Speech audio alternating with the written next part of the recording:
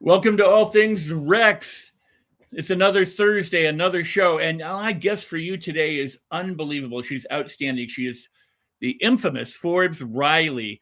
She's a celebrated television host who has grossed over $2.5 billion pitching on TV, and she's going to be here talking to us, to you, and to me about how she did that and about how you can ignite that entrepreneurial spirit inside yourself, make the changes that you need to do, and skyrocket your own rocket ship to success. So, without any further ado, I'm going to bring on Forbes, and we're going to go for about an hour. And I'm just absolutely thrilled that Forbes is here today. Hi, this is Forbes Riley.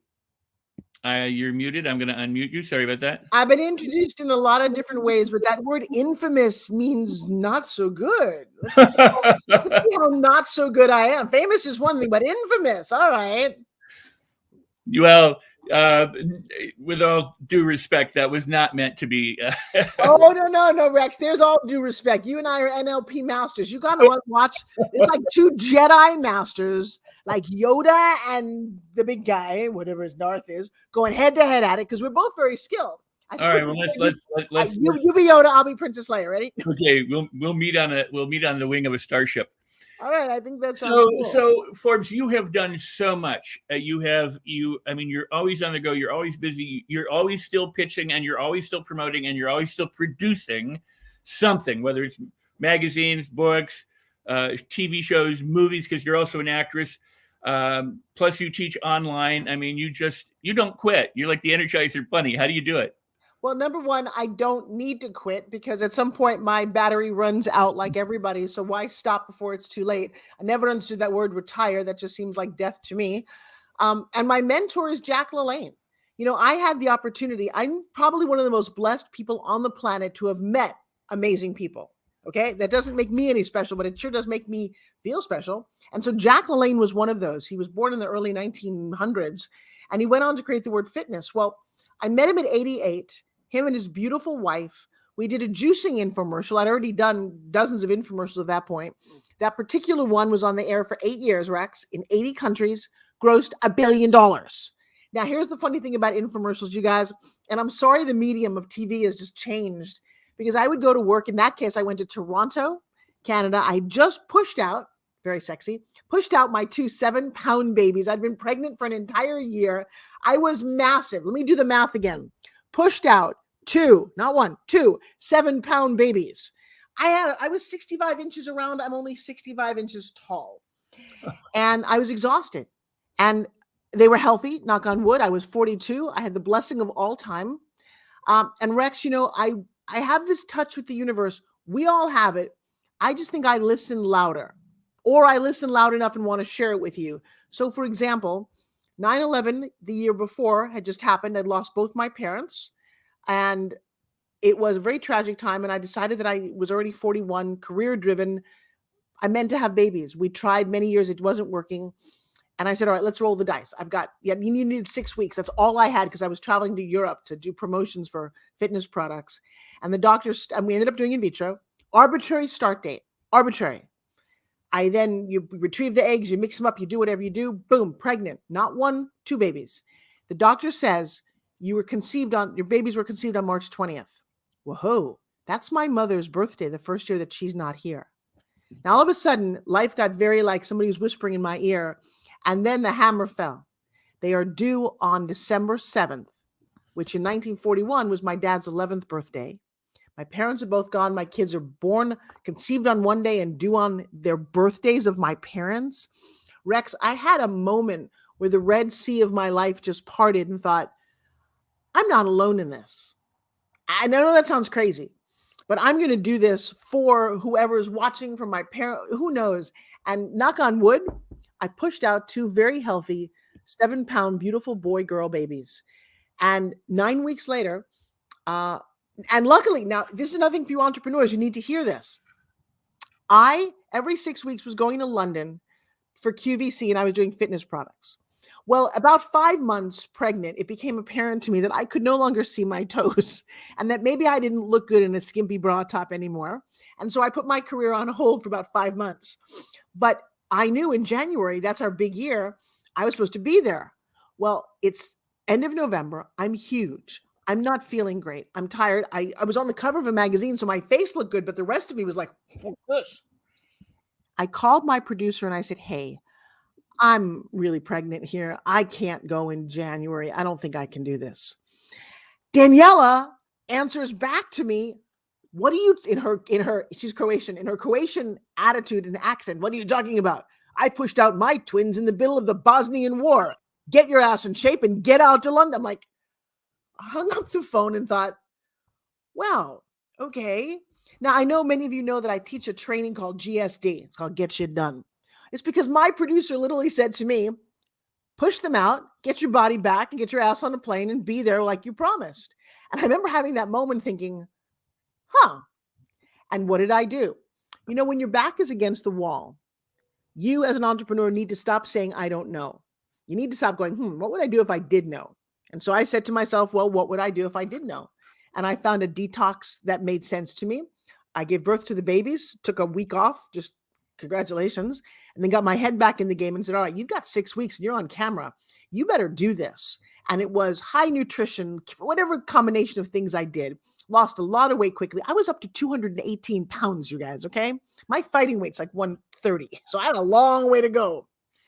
And then the phone rings. And it says, it's Jack LaLanne. We want you to come host a juicer infomercial 1st of February. And I thought, well, I'm glad that you called when you did, because I'm not perfect, but I'm good enough to get back on TV. And I did. And I met this legend who was only like 5'6" tall, him and his wife. And Rex, he was 88 years young. And he looked at me and it was just like, it was love at first sight. Now, if you watch that infomercial, which you guys can see on YouTube, called the Jack LaLanne Juicer and Forbes Riley, what you'll witness is literally us meeting on a set. And you know, I teach pitching, right? Well, there was no real script. They were like, well, just talk. We met, the three of us. We did what we did best. This man was the world's greatest pitcher ever. Rex, within seconds, he had me wanting to do whatever. I'm like, I'm here. He literally walked out on set. He said, I've got one thing in my mind, and it's your health and fitness, and I've got a solution for you. That one conversation, my friend, that ran for 8 years. In the US, you could see it 400 times per week, morning and night. Every time I turned on the TV, there I was. People were sending me pictures. They'd be at a bar. There's Forbes. Or in the bathroom. There's Forbes. In a hotel. There. It grossed $1 billion. It was an honest, loving conversation. He passed away 7 years ago. His wife is now 95. She was a little younger than him. I just saw Elaine at her home. This woman doesn't wear glasses. She still drives herself to the doctor. A couple of knee issues, but she's 30 years my senior. I'm not stopping. Well, she's great. And by the way, I bought 2 of those.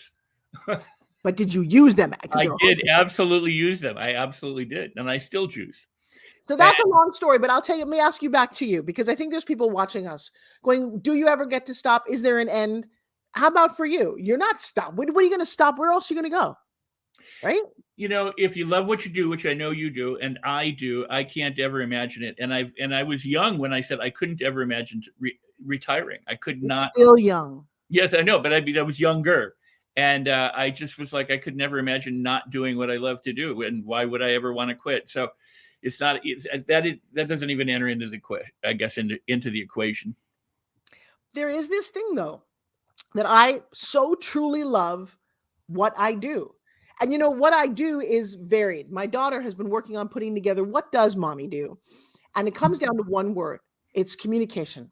Wow. In whatever form. I am a communications expert when it comes to languaging. I have a movie that is launching this week called Farm to Fork to Love that I hope you guys, hi Tony, that I hope you guys tune on to Amazon Prime. I still love to act. I had the whole cast on my radio show this week. And if you gave me a play right now and an audience that's willing to watch it, I would be doing that. I'm writing books, podcasts, teaching. Anything verbal is the gift that I've been given, and I love it. You know, it's an interesting thing because I have said now for 40 years, and I'm sure you're going to agree with this. I hate to set it up that way, but I'm sure you're going to agree with this. People think they communicate just because they speak. The fact that we can talk, we think we're actually communicating instead of actually being understood or actually creating any trust or rapport. Okay, you want proof of that? Go No, for it's it. true. Just because you speak, you are in fact not communicating. That's going to be the title of my new book. Just because you talk, you're not communicating. I know this because I used to raise dogs. And I have watched very intelligent people go, now, Fido, don't bite my shoes. Shame on you. I hate. Excuse me, your dog speaks French and you're talking Chinese. And it was literally when I started to train dogs that one of the keys to communication, I was like, wait a second, the dog doesn't know English. Why would I talk to it? And so what I created, and it's a thing that I actually did with my babies, because babies also don't talk in the beginning, and how you communicate. When you're in an I want state, what do you want? So if I hold a treat out here, Rex, here's some dog. Rex, my dog, Rex. Come on, Rex, sit. Let me pet you behind the ear. I'm used to it. If I held a treat, you're like, oh, I got your attention. If I hold a wad of money, I've got your attention.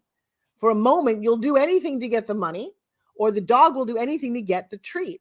And that is, in fact, how you communicate. I had a beautiful pit bull Dalmatian who I could go bang, and he would do a death scene, and then he'd roll over and like stick his tongue out. I have this on videotape. I hosted with Betty White. We co-hosted a telethon for SPCA, and I brought him on it. Luckily, I have this footage because he's long gone. And like, well, how do you teach a dog to do that? You don't talk to him, but you have to communicate with him. And that's one of the bases when because communication is what? Communication is how you look in your box right now. You and I are a certain age, a certain energy level. They made a science out of it that you and I are experts at called NLP, but basically it's the art of communication, whether it's assuming closes, navigating your timeline. But the next thing is when people look at us in a box. Rex, how many times do you go into a Zoom call and somebody's face is all dark, or they're sitting on the corner of their box like in a little hole? Are people not aware that communication is visual? It's not just the words.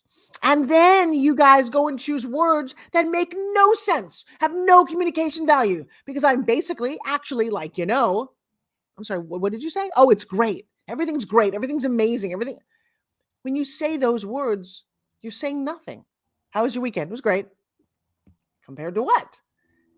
How about we start communicating? The next thing that I think when it comes to communication, stop talking because you want to hear yourself talk and assume the person over there is listening to you. So right now, I know I'm saying words, but I'm imagining you. You're sitting at your desk, you're making dinner, you're sitting in your car, maybe you're naked in your bathtub. I don't know. I have a good imagination. Wherever you are. And my only goal here, hanging out with my dear friend Rex, is to get you to open your mind to something you weren't thinking about. You were thinking about Facebook or bills or your work. And just for a moment, you're hearing my voice as a woman, which is not a lot of female motivational speakers at all, saying things that you already know to be true. But I'm just going to gently remind you that if you up your communication, if you listen to your customers rather than talk at them, and then give them what they want, not what you think they might need, they'll buy from you. You get confident. You get to go home. Your kids love you even more because you feel good and you're smiling and not stressed. And all of a sudden, communication becomes life. Wow. Well, I think you have, in the last time since we've been running, you have really fed this audience today who's watching with us live, as well as those who will watch the replays. And let me encourage those people who are watching live and who are commenting, you can ask questions of Forbes if you have a question. We may or may not get to them, but feel free to ask, put it in the chat, and we'll try and address those as they come up. So Hi, Sandra. Sandra's one of my beautiful students. The funny thing too, Rex, I have a crazy brain about what I can focus on, but it's very photographic. And I don't forget faces or moments. When somebody solidifies a moment in my life, we do a lot of breakthrough traumatic training. And I could sit here for hours and recount breakthroughs of people that I've witnessed. But my students' names and people in my world, I know, I get to love on. And, the other thing is I have all these isms. They're magnetisms. They're the magnets I used to see on my refrigerator growing up that my mom would stick there. Like you're the sum of the obstacles you overcome. Well, it's funny. I made a life's mission out of that. Or you get what you tolerate. Ooh, that's a good one if you're not in a good dating situation. And my favorite one is that life happens for you, not to you. Just like you coming into my life. It is how do you make the best of the situation? How do you say yes? By the way, I have to give a big shout out to another man that I'm very fond of, and that would be Mo. Mo Rock is a rock star. He really is. He's got his heart on his sleeve and an effort to help people. So I think that's where we like hanging out with each other. Yeah, we're here to help people. Indeed, and I got to agree with you about Mo. I mean, I am so blessed to have a show with the Los Angeles Tribune as a result of Mo. And Mo's mission is to just help improve the world and everyone in it, as I know yours is, and as my mission is too. So, we three kindred spirits or peas in the pod. Can I give a little caveat to that? My mission is not to improve everybody in it. My mission is to improve those who wish to participate. And no, and I'm gonna, again, it's a funny thing. I've gotten my hearing pretty tuned up. I feel a little bit like a musician who can play by ear. Some people just hear music really well. I hear languaging. This is why I get called into a lot of sales departments and Fortune 100 companies to literally tweak the verbiage that they're using out to the world. What words ignite other people's ears to take action? And I only want to help people. One of my mentors, I've had amazing mentors, said, stop trying to help everyone, because at some point I think I was doing that, and I think a lot of you are too. But when the plane goes down into the water and people are strewn everywhere, some people are like, oh, some people are like, ugh. Help the ones who are doing the hand raise. Oh, I agree with you. I agree. I have my own form of contract with people that I don't assist or help or do any kind of fix it stuff or any of that kind of weirdness, unless it's a request. And then I will decide, if I think so, because people have all the resources they need to make most changes on their own. They don't really need much other than a little bit of encouragement and a little bit of love and a little bit of enthusiasm. But I want to hear what you have to say. Oh, well, actually, I think that's not all people love. I think actually people need a lot of stuff. Having done this business for decades now, I think people need a person willing to stand for them, a coach who will be honest with them. And I mean that in the best of ways, because so many times people say about me that a friend loves you the way you are. Forbes Riley loves you way too much to leave you that way. And I've been called a very aggressive, disruptive coach. Because if you want to enjoy your life just the way it is, please don't come to one of my classes. If you want to up your game, improve, and the caveat that I just absolutely love is if you are ready at this moment in time to let your past stop dictating your future, which most of you are in. I know I was there, Rex. I'm sure you were at some point as well, where you literally cut the ties of your past that hold you from flying. We all have them. It's just kind of how you're raised. And it doesn't even matter if you had the best loving parents. Somehow we're wired to find negativity somewhere, or the one thing that somebody said about you stuttering or looking fat, or you tripped and they called you a klutz. And it's very easy to hear that in somebody's words. So Sharon asks, what words ignite people to take action? It's an interesting thing. What words ignite people? It's not even the word. I could ignite you with the word asparagus. If I told you it's time to get off your goddamn asparagus, that might just ignite you. So it is what you need to hear. And I think that's what's interesting. It's different words for everybody. It is the way that you set your paradigm up. One of the words that this is great. I can't believe she asked this question. I'm going to be very honest. This is not a PG show, right? When I was doing my fitness product and I was moving this along, nobody believed in me. Nobody, not even one of my girlfriends, when I made one for Christmas, gave it to her. She said, oh, I don't think I'm going to use it, and gave it back to me. I was told on national television that I should go home and give up. Well, because it was so public, I literally woke up the morning after my show about this aired on Discovery. And it was people had all kind of misconceptions about what was said and what was heard. And it was not designed, reality shows. I didn't know this are not reality. They are designed any way the producers want them to get the best ratings. And I personally suffered, and 5,000 people the next day had all these things to say. I'm like, but I didn't actually say it. It was the way they edited it. So my partner rolls over and says, so what are you going to do now? I said, I'm going to make spin gyms. He said, but nobody wants it. I said, they're wrong. He said, they can't all be wrong. I said, but they are. I said, I had a vision of women and sexy arms and strong bodies. And I know what this thing does. And no one's ever touched it. It's not a resistance band. It's not anything that's on the market. It spins so fast, it does blah, blah, blah, blah, blah. And so I woke up every morning, and here's the words that ignited me. Fuck you. Hashtag watch me. And every single morning for 3 years, I woke up going, I'm going to show you. I'm going to show. And that was what ignited me to take action, was I had something to prove. And it was a 4-letter word. I said I was so angry. And so some people are like, oh, Forbes. I said, no, you can either go towards pleasure or away from pain. I was on a mission. And I'll tell you something. When you are on a mission, obsessed does not even enter into the vocabulary. I was so on a mission. There was nothing else for me to do day in and day out. I was so relentless. And this would have never happened. I sold 2.2 million of these on home shopping, 64,000 in one 24-hour period. I got a check for $1.2 million. Right, 24 hours? No, it took 3 years to get to that moment. And I had to fight US Customs. It literally pushed everything I am as a human being. And so meeting me now, you're like, oh, if I want to show up and I do classes, well, I didn't do the homework. I'm like, then you don't want it bad enough. Wake up every morning and go, you know what? Screw you. I'm going to show you that I'm not supposed to be voted least likely to succeed in high school, or I'm going to prove that. So that's my motivation, is I like to be kicked in the butt and prove you wrong. I think that's cool. Wow. Okay. Well, so let's talk a little bit about those 3 years. I mean, in other words, other people don't seem to understand that you plant the seed. It may take some time for the fruit or the vegetable to grow, and that sometimes it takes a while for people to get ready to get the soil ready in order to plant the seed. So when you say I made a check, I got a check for $1.2 million for 24 hours worth of sales, but it actually took 3 years to get to that point.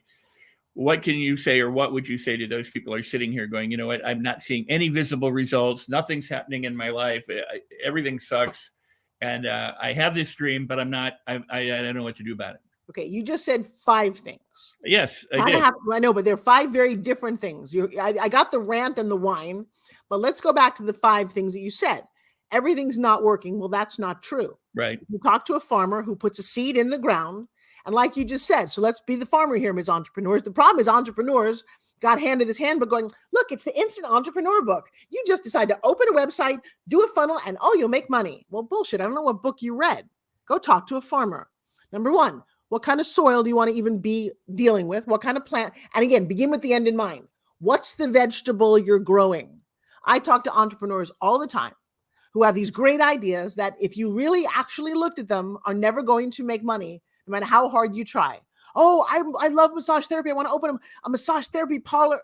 Well, let me tell you something. If you're doing massage, which I did for many years, you're trading time for money. So even if you opened up the most wonderful place, you have to be in it. Oh, you could hire other people. Well, are you set up to do that? Does the corporation understand that? Do you have the trademark? Guys, business is way different than you imagine. You're only seeing literally the icing on everybody's cake right now. You have not seen the 7-layer cake on any of us, which is one of the things I love about these kind of conversations. I love documentaries. Let's go back and see all the things it took to get there. And once you do, you go, wait a second, I'm on a path. Because newsflash, the journey is the journey. I got 1.2 million and I have a house and a television studio and great cars, and I'm still here working really hard. So I didn't do it for that reason. Why did I do it? Because it's a great challenge and I love it. And I'm here to, encourage clients, just enjoy the process. So I'm always planting a seed.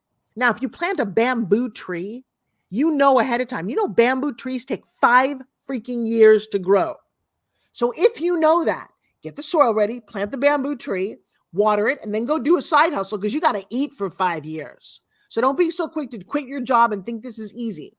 The next thing is, it's hard. Well, stop saying it's hard, because if you say it's hard, it will be. If you say you're struggling, you will.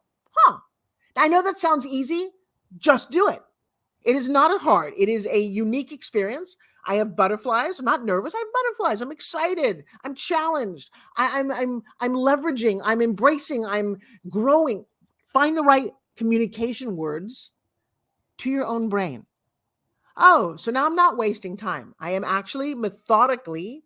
Oh, wait, methodically, you don't have a plan. Okay, again, farmers don't do this. Farmers figure out how much property they have. They take a marker. How much do the leaves grow on the grapes versus the lettuce? How much space there's so much more math involved. Like, I know that entrepreneur as a prerequisite should be math class. You want to make $1 million? It's easy. Seriously? Go ask 1 million people for $1. How hard could that be, right? Oh, wait, you don't know 1 million people. Well, then do the math. How about 100,000 will give you $10? Do you have something to sell for $10? Oh, well, you haven't written it yet. All right, so let's do the math. We'll write a little tiny book that's worth $10. Everybody's got $10 in their pocket. They'll give that to you if they think it's worth it. Find 100,000 people. Or find 10,000 people who give you $100 because what you've got is more valuable. So an entrepreneur who does that little whiny rant, I tell them to go home, go back to school, go wherever you're going, but please don't hang out with me because I have no tolerance for that. There's no timeline on success. And how you measure success is also a very specific thing to you. You know, if all of this, oh, start to cry, if all of this ended tomorrow, as long as my kids are happy and I have Joshua, I'm successful. I'll figure out how to rebuild it. That's because, beautiful. yeah, it's, you know, these are things. They're things. But right there, what you just said is what people oftentimes they don't embrace, and that is, I know how to rebuild it. I can rebuild it, or I will rebuild it. You know, we see these people on the news a lot of the time who go, you know, my life is over, the house is destroyed, everything is gone. And then there's always that one person that they go, oh yeah, we're just going to rebuild. Well, you know, they were things, you know, I got out, I'm alive, thank God, you know, that kind of.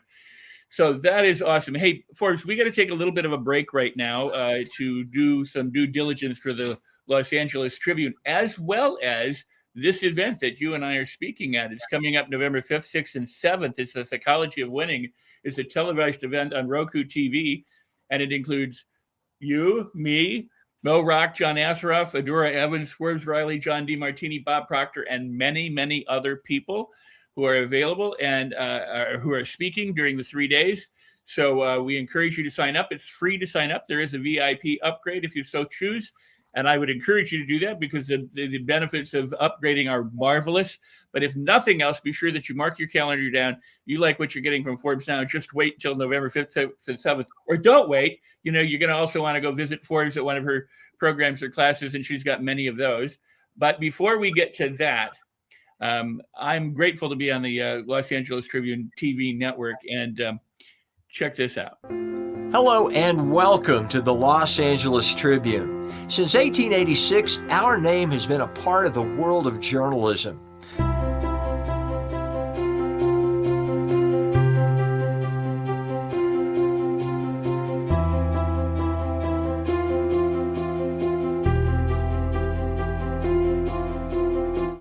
We have earned a reputation for being a publication that practices integrity, authenticity, and responsibility.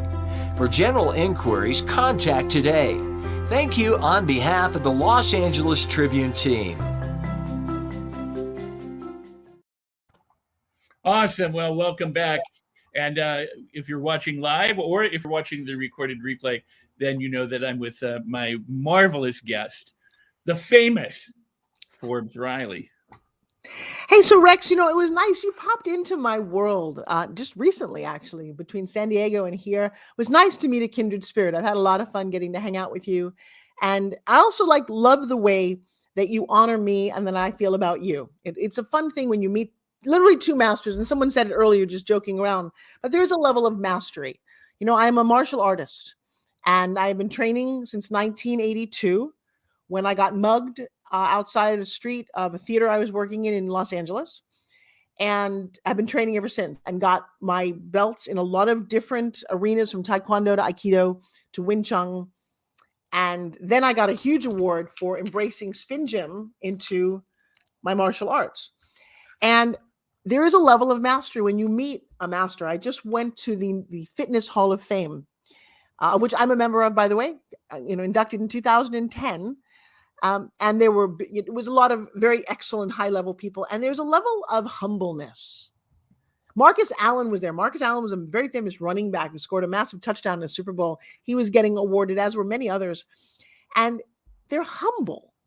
And you look at them and you know that you've achieved a level when you meet another master. We're not trying to prove anything, but there's a niceness to meet people at that level that I don't think I've ever imagined. No, I think you're absolutely correct there, and it is such a treat and such a delicious opportunity when that happens. That it's about savoring it, and I just embrace it and savor it, and carry on from there. It's a beautiful thing in the world, and so many people, you know, I don't even like the phrase, but they major in minor things, and then there are those people who uplift and embrace and major in major things. And when those people can find each other, wow, look out. It truly is magical. We have a question, though, coming up for you, Forbes, here. And this is from Sharon. And she asks, How do you measure success? How you measure success is specific to you. Oh, she quoted you. I guess I said. I'm sorry. I thought it was a question. Well, but it's actually one of my favorite stories because in my 30s, how do you measure success? We're all looking for this ethereal thing. And back then, people were talking about having it all. All was 2.5 children, a house in the suburbs, a husband who was a doctor. And I didn't have any of those things. I was this wannabe actress and I roaming around the country with a backpack.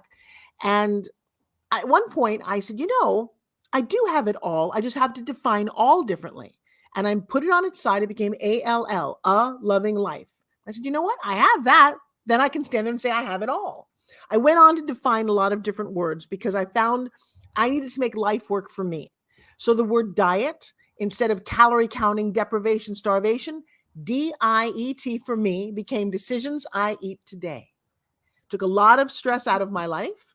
The word mom, when I finally had 2 beautiful babies and I wanted to be mom, all I heard was, Mom, wipe my diapers. Mom, I want this. Mom, I want that. And I thought, ooh, what's not working here? I redefined mom to become, because think about this, Rex, how many memories do you have of your mom right now?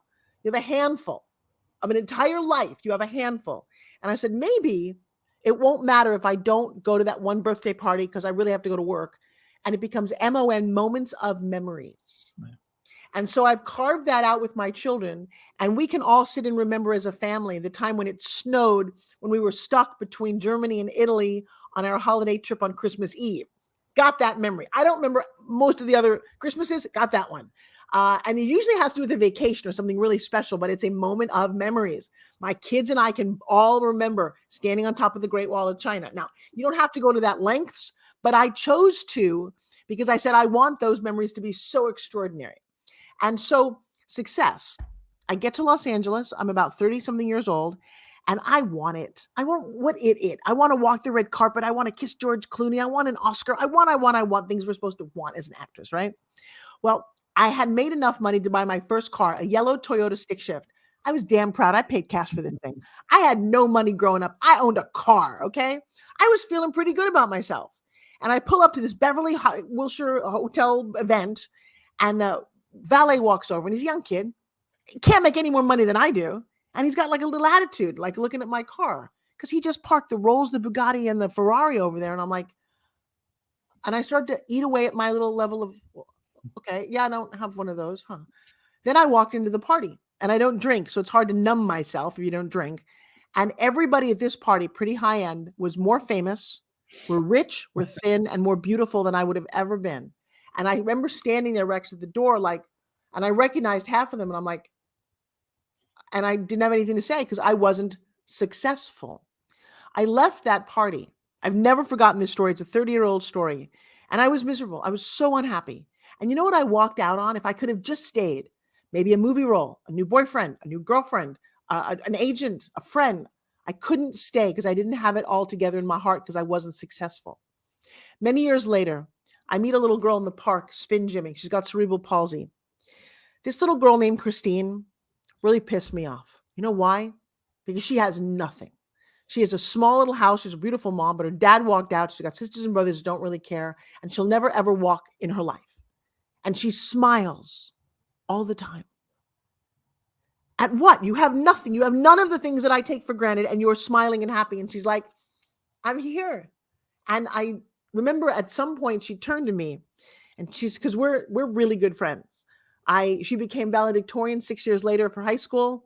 And I'll never forget the Sunday morning when she is beaming on her a FaceTime saying, Forbes, I did it all because of you. I am Miss Wheelchair 2019, Florida, and I'm going to the Nationals, and I owe it. Believe me, it's a moment I will never forget because I know that my belief in her, because she said to me at one point, she said, Forbes, you're more successful and you're the most successful person I know. And she meant it to prove to me a point. I said, is it because I'm on TV? Is it because I'm doing movies and TV? She's like, no, that's nice and all.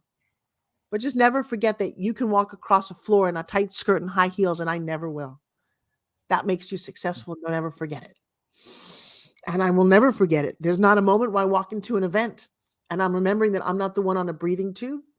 I'm not even wearing glasses. Right today, I can see, I can hear. I have everything I'll ever need and more than most people will ever have. My worst day, I know, is better than some of her best days. Wow, that is powerful. What is success? It's what you decide it is.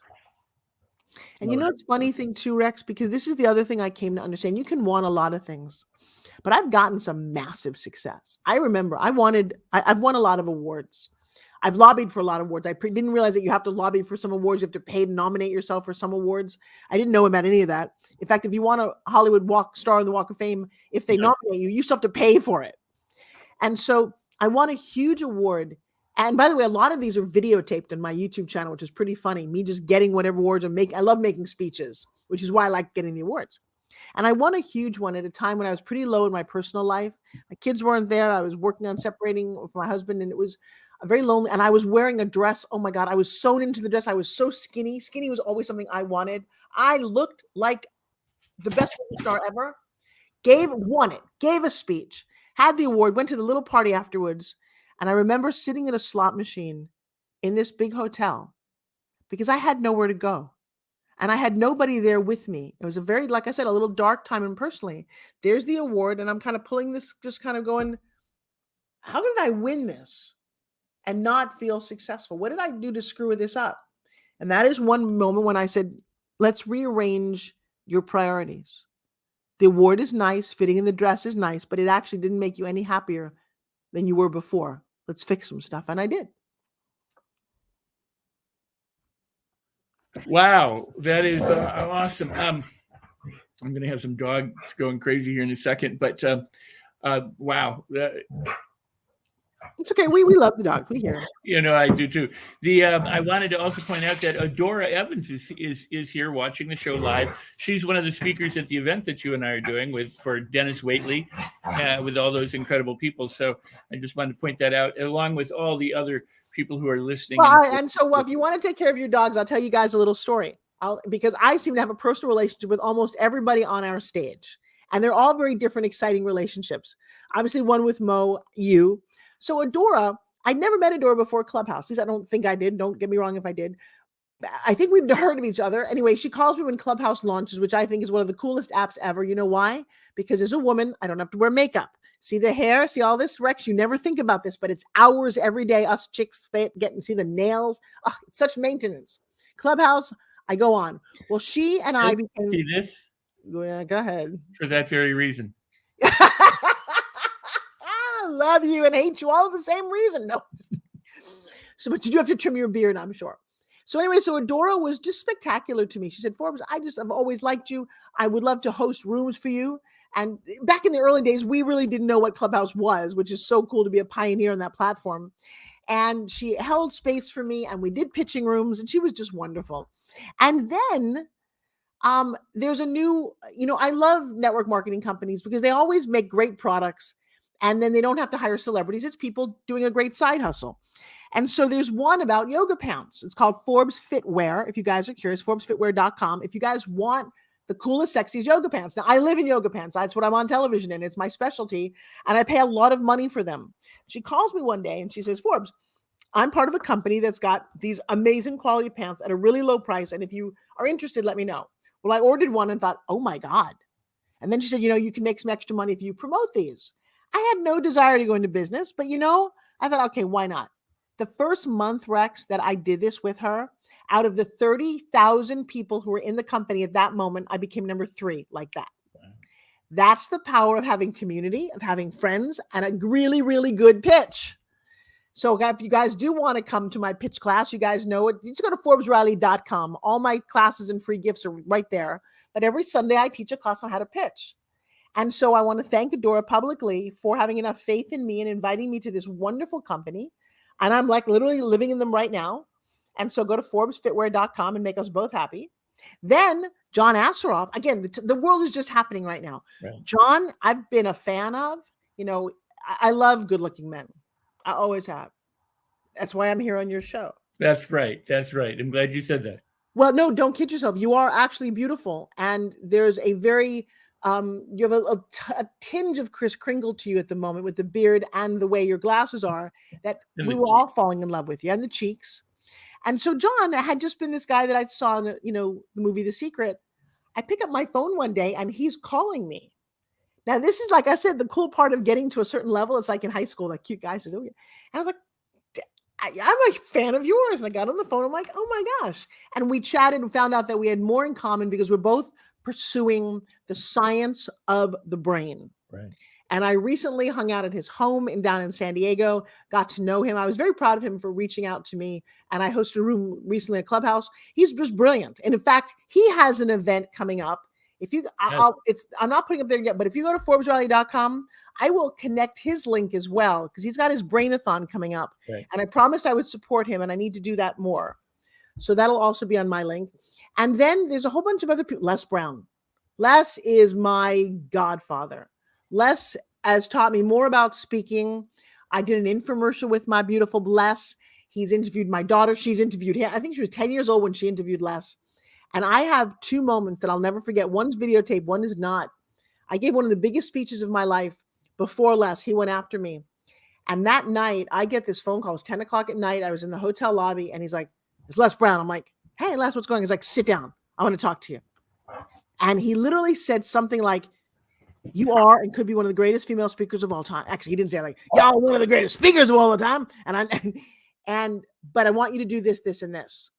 And I'm like running around saying, somebody give me a pencil, because he started spewing these things that were just as if God was talking to me about how I could take the message that I was in my heart and get it out even better. It stands as one of the greatest phone calls I've ever went on for like 2 hours. He was just fired up. And I am so grateful to be the recipient of that. It's one of the reasons, guys, that I teach the way I do. Because if you've got literally God whispering to you and telling you how you could be better and serve more, I feel obliged to pass that along, whether it's in little nuances, whether it's words, getting you to articulate, getting you to believe that you can. But most importantly, starting out with, what do you want? And what are you willing to do to go get it? And I honor Les every chance I get. He makes me cry sometimes. He showed up for my birthday parties. He's been the forward in like 4 of my books. And I pay that forward because I feel like, remember when I started in the beginning, I have been blessed to meet some of the greatest people on this planet. That's awesome. You know, it is truly a marvelous thing. I'll just share briefly that I got a call one day and I happened to look at the phone and I put it down, and I was in the middle of something and I didn't pay attention to who was calling. So I picked up the phone and I hit voice message, and it's Les Brown. And he's going, I love your book. And I was like, wow, how cool that, this gentleman reached out, and called me and said what he said. And I was just very touched. So I called him back and then we chatted. And, when people do that, when people reach out and connect as they have with you, like John Asseroff and things like that, it's truly a wonderful thing. But it also tells me so much about them. That how they feel, about themselves and how they feel about, the people that they're reaching out to. And it truly is a blessing in my book when we're able to connect with people. Well, large or small, it doesn't matter. Okay, I'm going to put this out publicly. There's 2 people I've not connected with. We were talking the other day about who you want to have dinner with. There were 3 women on my list. 1 I can't, and 2 I want to. 1 was Harriet Tubman. The second was Barbara Streisand, and the third is Oprah Winfrey. I've not met the second 2, although in a movie, in the Fockers movie, Barbara Streisand spin gyms. She doesn't know it's me. I know, right? I actually met her at the Beverly Hills Hilton. I was probably 19 years old. Really? Yeah, she bumped into my chest and said, where is everything? And I said, it's right over there. Okay, well, I'd like to have a little bit more meaningful conversation. Well, it grew from there, but I mean, it was one of those moments where I was shocked because she's very tiny compared to what you think she is. Yeah, I will tell you, that's one of the funniest things about celebrities, and I get a kick out of celebrities, is that because I met my first one when I was 16. I met and hung out with Bob Hope because I was in the Miss Teenage America pageant. And my brain still works this way, where I remember looking at him thinking, I could touch you like you're a person, because I'd only seen you behind a glass television. It was very strange. And so I've had a chance when I was 16 also to kiss John Travolta on the cheek. And I've done that several times throughout the years, which is pretty funny. But I love meeting celebrities. I don't know what it is about it. I'm completely 100% starstruck. But these 2 women I want to have a conversation with and sit down. And now that I'm who I am, woman to woman, Barbara on one side, Oprah on the other, and have a very meaningful conversation that I don't think they've ever had with an interviewer before. And I think it's going to happen a lot sooner than maybe you expect it to. Absolutely. Good. I'm ready. Yeah. Forbes, we have about 10 or so minutes left, and I'll have to close out the show. What you mentioned how people can reach out to you and that you have a the pitch class on Sundays and things like that. But in general, where can people find you so that we can put it in the comments here? Yeah, just literally put down ForbesRally.com. My big class on Sunday that I've been doing since COVID started is called Pitch Secrets Master Class. And I've done it every Sunday since the middle of March. And it's a great way to get to know me and me to get to know you because it's on Zoom. I play a couple of games. So Rex, this is interesting because you and I, let's just do this publicly to have some fun. Okay. What's your first memory in life? I was about a year and a half old playing with another kid named David. I didn't know his name, in the memory, but I was playing with a very young child out in the snow at the first home I was born into. And what's your decision about life based on that? I had fun. It was wonderful. It was cold, but it was wonderful. And so for you, has life been wonderful? Is that part of the makeup of who you are? It wasn't always. I mean, it took me. I had to decide that life was wonderful. 25 or 26 years later, but yeah, life has been fantastic, actually. So it's interesting because you can tell a lot about a person from this first memory and the way they wire their hard drive. But I get a giving heart, and it doesn't mean that your life isn't challenging, but you did figure it out. That's why we can have the level of conversations that we're having. Does that make sense? Oh, absolutely. And then the intrigue about, what was it that, so NLP for me, I remember finding a book about it years ago and tried. And I hate that word try. I never did much about it. I read. And I guess the universe has its own plans. Oh, it's a Les Brown story, actually.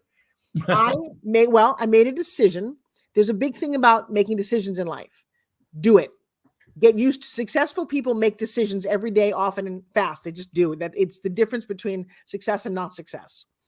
And I said to the universe, I said, I want to be a speaker. I'd heard lots of speakers throughout my whole life. I was an actress, and I always said other people's words. I had no faith or courage in my own words. In fact, to this day, it's still a little challenging every time I release something I've written. I have a new book coming out right now called The Candy Witch. It is a story that I've been telling my children a poem I wrote 14 years ago. I'm finally releasing the fully illustrated version this week. It took me only 14 years to do it. I have my own whatever. And so to be able to have enough courage to say you have a story to tell. Well, when I decided, I think I'd heard someone thought, I want to do this. And presently I have no tools or idea how it works. Christopher Howard reached out from wherever, like on Facebook, and said, come meet me, come to LA and meet me for dinner. Well, who knew that Christopher Howard was one of the best hypnosis NLP speaking teachers, I think, of all time? I had a private dinner with him and Les Brown. I didn't even know who Les was. We're just sitting in a little cafe, the three of us, and I'm making them all spin gym. And then Christopher said to me, he said, I don't teach anymore in the US, but I want to teach you. Now, isn't this funny how the universe just literally touches you on the shoulder? This is how blessed and otherworldly this is. And he said, it takes 10 days for my training. I said, great. I said, I don't really have 10 days. I'm very busy. He said, no, you do have 10 days. I'm going to do this in Vegas and you're coming. I'm doing this for you. I said, but I don't. He said, stop talking. You're coming. And I'm like, okay. Then he called me and he said, is it okay if I invite some other people? I'm like, dude, I barely know why I'm going to Vegas. I go into a room, and up until that point, I'd been an actress. Now, for all of you listening, I want you to think about this for a second. We only have a few more minutes left. I want you to imagine that your paradigm of reality could be different at any moment. Right now, you do what you do, the way you do it, the way your family does it, the tradition of everything. What if it wasn't that way? What if everything just shifted and you allowed it? Because there's a lot of parallel worlds going on. Billionaires don't live in the same world that the people on the street or homeless in LA tonight live. They're very different worlds, and they coexist in the same space. And so something happened where I literally found myself saying, I have to just go with this flow. And I showed up. Up until that point, I'd been an actress. That's all I did, acting and hosting. And the most I'd ever paid for a training was $300 a month. When you're a broke actress, that's a lot of money. I sat down in this room. There were 10 or other people. And I said, well, they said, well, I paid $7,000 to be here. And I'm like, you did what? You paid how much? They all did, which is not uncommon in the world of seminars. If you want knowledge that's that premium. And I was being gifted this, Rex, for 10 days. Classes were 12 hours a day. There were 3 books this thick with 10-point type of things we had to learn and a test at the end of it. And I'm talking about massive immersion into this world of NLP and hypnosis. And I literally felt like Alice in Wonderland goes into her own brain. And I've never wanted to come out. And then he said, would you teach this for me? Here's a ticket to go to Australia. I should have done it, but I was too nervous. I said, I don't really know it well enough. I can't go, which was unfortunate because he would have let me go and I would have learned a lot. And I didn't get to go to Australia. But I've been this was, about 18 years ago.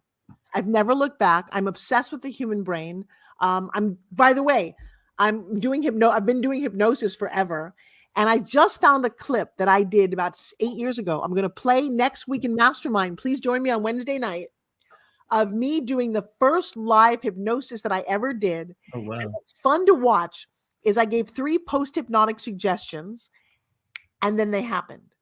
And I sat there and watched this and thought, oh my God, I don't even understand how this works.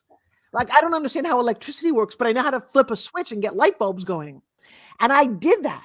Now, Ori just popped in. Ori just said, I didn't know that you were an actress. I'm happy to offer you a role. Ori, I'm happy to show up and do it. If you go to YouTube, you'll see I've been in over 50 films and probably 28 TV series. In fact, one of the nice little moments of my life, the owner of ClickFunnels, a really fun guy named Russell Brunson, who I'm friends with him and his family, just the other day texted me and said, I'm sick in bed. I binge watched the TV series 24 and you were amazing in season 3. I thought, yes. Awesome. So we also had a question on this beautiful story, and I love Chris Howard. He's a good guy and a friend, and I appreciate him. So I really love that story, and I don't want, if we're cutting you off, I don't want you to, I want you to continue. But Sandra had a question, so let me bring that back up. Just what keys do you have to share on how to live a well-balanced life? And I'll let you take care of that. Well, it's really simple. There's no such thing. Why don't you go chase the Holy Grail while you're chasing a balanced life, and I'll see you in 50 years. Yeah, that's a myth. There's a lot of myths that we all chase. I don't know what balance would be. I know what love is. I know what healthy eating is. I know what fine, but there's never a balance. There's only 24 hours in the day and one of me. There's so many things to do.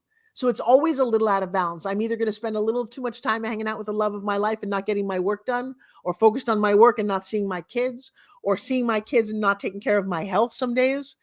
And so I think for you, you have to have this beautiful vision of your life for the long term. And you're always a little out of balance, kind of like a sail. I talk about this all the time. I love the sailboat analogy. A sailboat, if you're off 1 degree over time, ends up in a very different place. Well, if I say to you, it's between me and the end of my life, or me going to New York, right? You can get a speedboat, you can get a race car, and you can go zoom. But unfortunately, life isn't like that. Life is a sailboat. I'm going to see it over there, and I'm sailing, and I get taken off course. Then I have to course correct, and I'm going, I overshot my mark. Then I'm going to go back. I call it how fast, how elegantly can you continue to course correct? So I never even strive for balance. I just strive for moving forward. I strive to maintain health. I will say you want to step back and very specifically sit down with yourself and lay out your core values. What is important? When I first did this exercise with one of my major mentors, health was not even on my core value list. And I'd been in the hospital for a kidney stone. But what was up there was fame, and I wanted this, and I wanted the family. I wanted to be. Health was like number 15. He sat me down and said, how's that working out for you? And this is where I so value a coach. A coach is someone, and I got this from being in business with Serena Williams. A coach doesn't have to even play your game or be in your business. They're just somebody who can see the world not from inside your coffee cup. Somebody who's willing to go out. Now, it helps if they have some experience.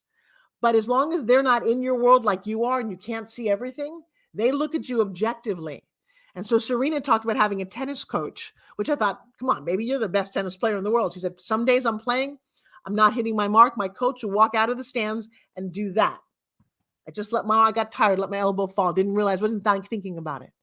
How many times in my life have I done that where I just wasn't thinking about it? And my coach would say, you know what? This is where you're going to go next.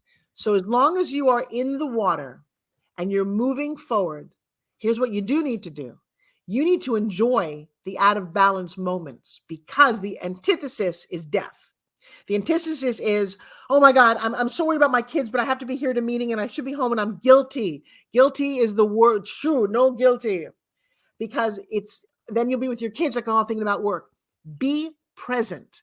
Be in the moment. I am nowhere else right now, Sandra, than with you and Rex and all the people listening. I'm right here. I have a mountain of work. I've got a husband who would like to have dinner, but it's not right now. So it's a little out of balance. No, not really. When this ends, I'll go enjoy that. So what a lovely question. And you, my friend, I just find so inspiring. Mwah.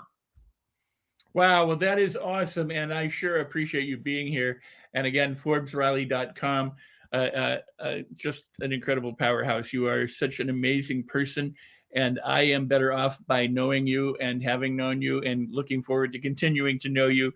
And it's just been a real treat and a real pleasure. I also study in Forbes classes, just so for people to know. I love her classes. And I love your daughter, McKenna, who teaches the Get Shit Done program. She is 18 years old and just a fountain of knowledge and expertise in doing what she does. So, you're never too old to learn. You're never too young to learn. So wherever you can learn and from whoever you can, from whomever you can learn from, please do. And keep Rex, that learning before you go on that subject, when you showed up to class, what is it that you, at this point in your amazing life, what are you gleaning most?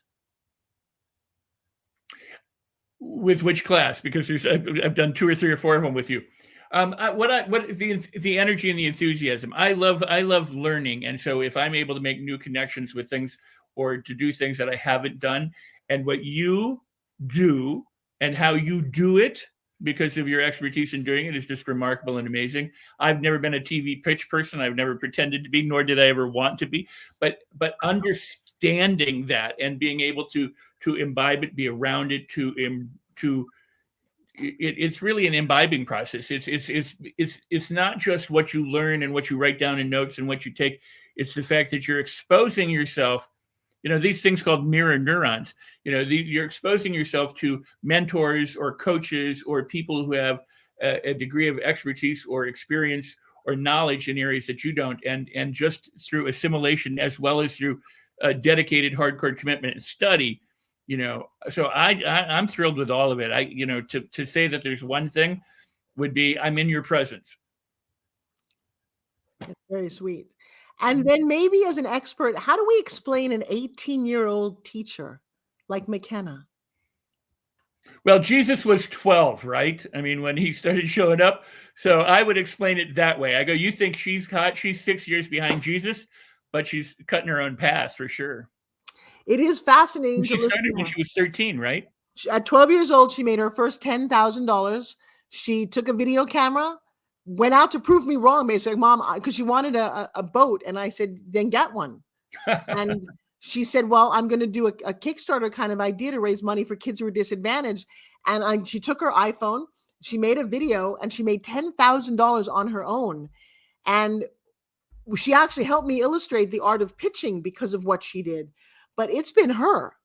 And I've watched her evolve. And you're right, for 6 years, she's been doing this, but I'm blown away. So it's fascinating that someone of your ilk would find enough respect to listen to an 18-year-old who's crushing it. I wrote articles back in the 80s about NLP in NLP journals. And one of the things I wrote is it's really easy when you get to a certain level of expertise in neurolinguistic programming to become jaded and to shut down and to forget how much fun it was learning.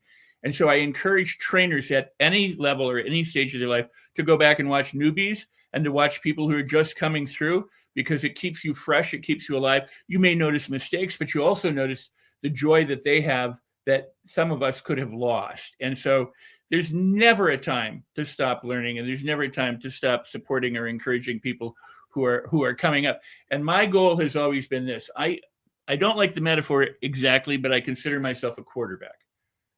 My job is to pass you the ball or to hand it off so that you can score. I'm not interested in sharing the glory. That just happens to be a byproduct of it. But the point is if I can help you run it in, then you own what you've done. And what McKenna and you do, is that you help empower people to take take responsibility for their own lives and to own their wins. And for that, I applaud you, because there are so few people that do that.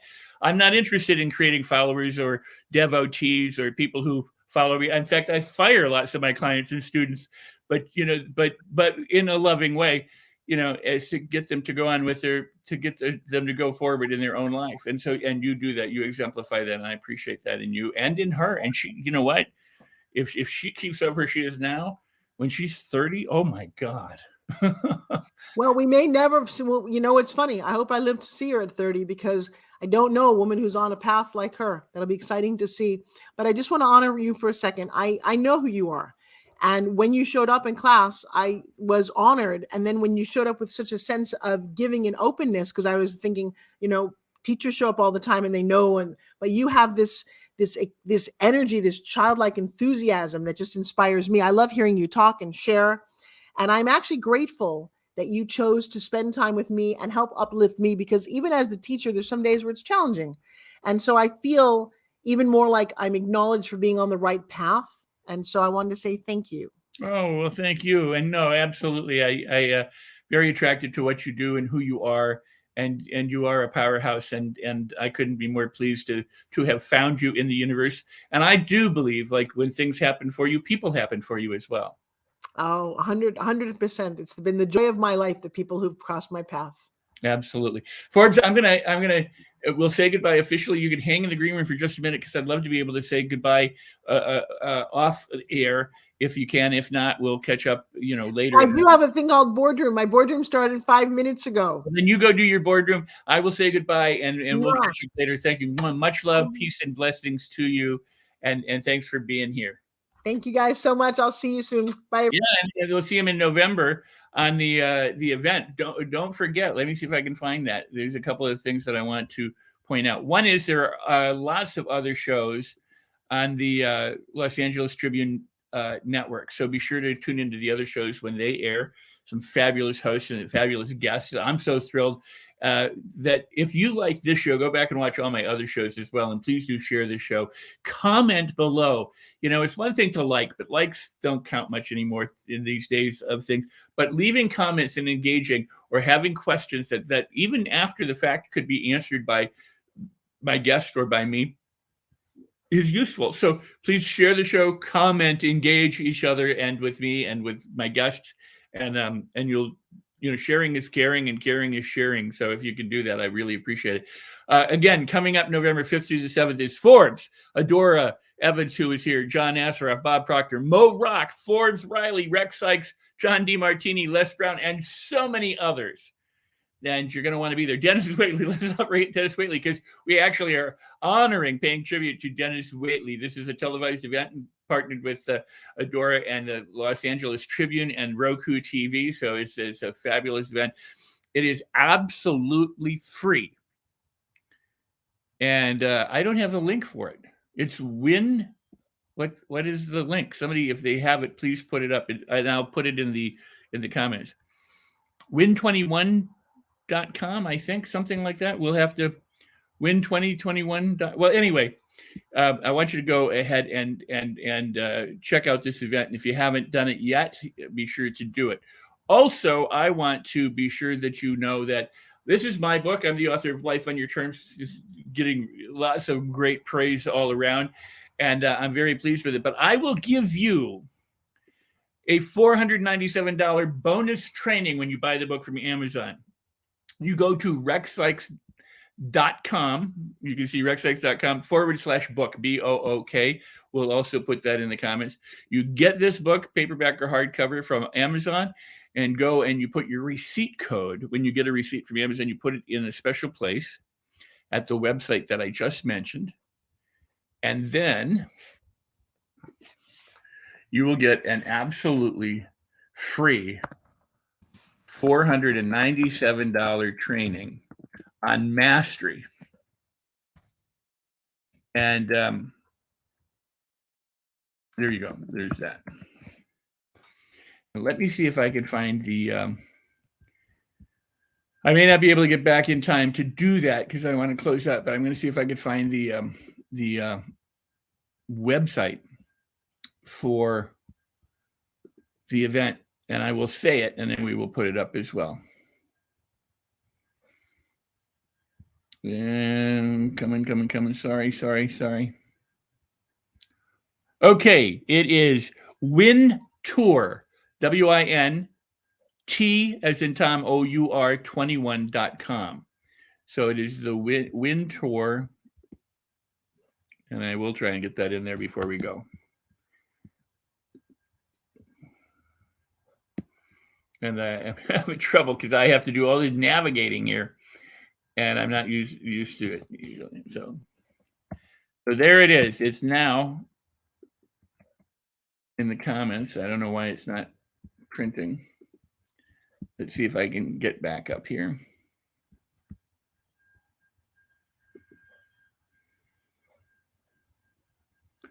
So many wonderful comments too while we're doing this. Oh, thank you. The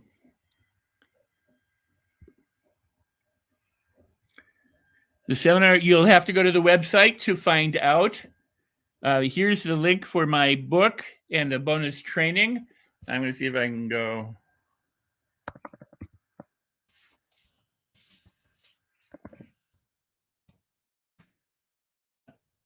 There we go. Finally. Been having trouble getting this in. All right. So, my book has been here the whole time, huh? I apologize for that while I talk behind my book. Anyway, I want to thank you for being here. Go ahead and again, leave comments and share and have a fabulous time. We will be here next Thursday, very same time, 3 p.m. Pacific, 5 p.m. Central, 6 p.m. Eastern, and wherever else it is around the world. You're watching All Things Rex Worldwide Live. Thank you, Forbes, for being here. Thank you for being here, and have a marvelous and incredible rest of the day. As I always say, make all of your moments magical, memorable, miraculous, and magnificent. And when you do, be sure to celebrate everything, because you can. All right, everybody, I'll see you the next time.